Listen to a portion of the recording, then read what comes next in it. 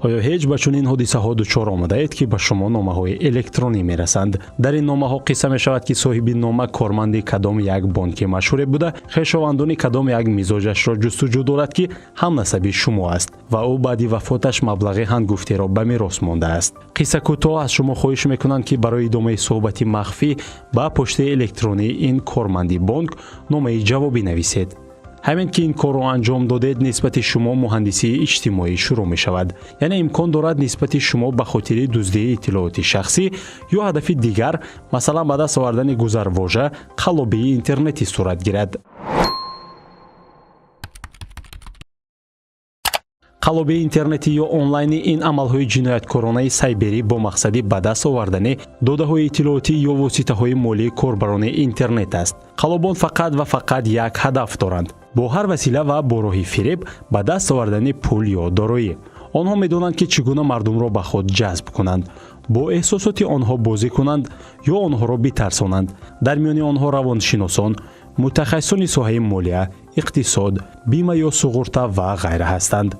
حالا در اینترنت شکل‌های مختلف قلابی که به عمل‌های خیریه، خرید و فروش بلیط‌ها، کارت‌های ارمغانی، قماربازی و فروش ارزها، بازی‌های لاتاری و غالبیت بدون اشتراک در آن و غیر وابستگی دارند خیلی رشد کرده است. طرح‌های قلابی با مقصد انجام دادن انتقال غیر نقدی مبلغ‌ها به حساب جنایتکاران است. قلابان اینترنتی هرچی بیشتر ایجادکاری نشان داده خود را به نویگری‌های نوترین تکنولوژی‌های رقمی به زودی مطابق می‌کنند و راه‌های نوی فریب کاربران اینترنتی را راه اندازی می‌کنند.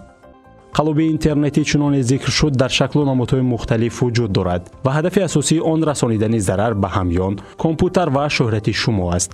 قلاب اینترنتی یک قطار عملهای غیر قانونی را در فضای مجازی در نظر دارد و معمولترین آنها با نام‌های خاص خود یاد می‌شوند. فیشینگ یکی از معمولترین اصول‌های رخنه کردن گذرواژه و دزدی اطلاعاتی مخفی در اینترنت است.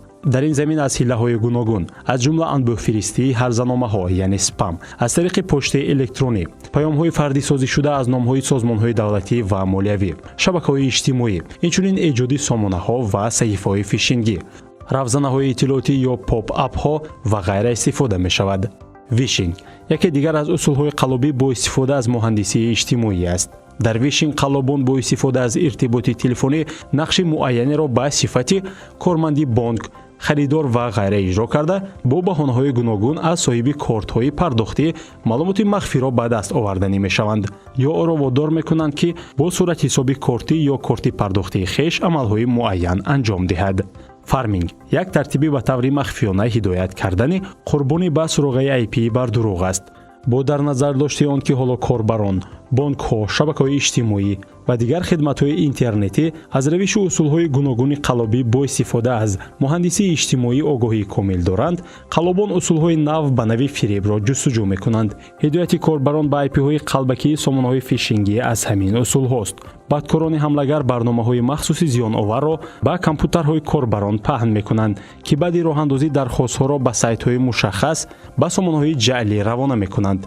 این امر مخفیت قوی حمله‌ها را تامین می‌کند و اشتراک کاربر به حد اقل می‌رسد. تنها باید انتظار شد کاربر کی تصمیم می‌گیرد که از سامانه‌های مورد توجه حمله‌گر بازدید کند.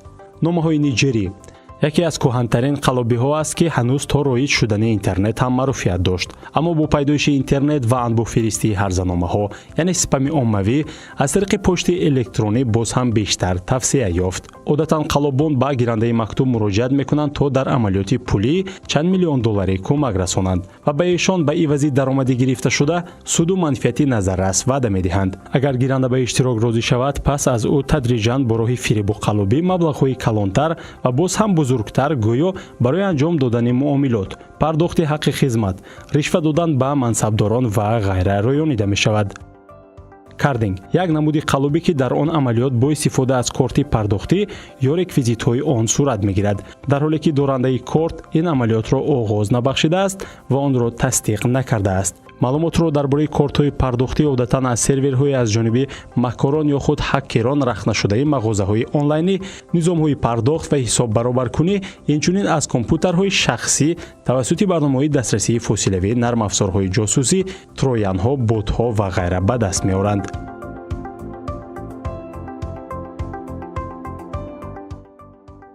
ҷавоб ба ин суол аслан хеле оддӣ аст. Шумо бояд аз қаллобии эҳтимолӣ огоҳ ва то ҳадди имкон ҳушёр бошед, то ба онҳо дучор нашавед. Пайванд ё истинодҳои аз ҷониби шахсони бегуна фиристодашударо пахш накунед. ба истинодҳои кӯтоҳе ба мисли insta.gram ё yan.dex пайравӣ накунед, ҳатто агар ин пайвандҳо аз ҷониби дӯстони шумо ирсол шудаанд. дар низомҳои пардохтӣ ва почта инчунин дар сурати ҳисобҳои бонкӣ аз асолатсанҷии дуомилӣ ё бисёромилӣ истифода кунед.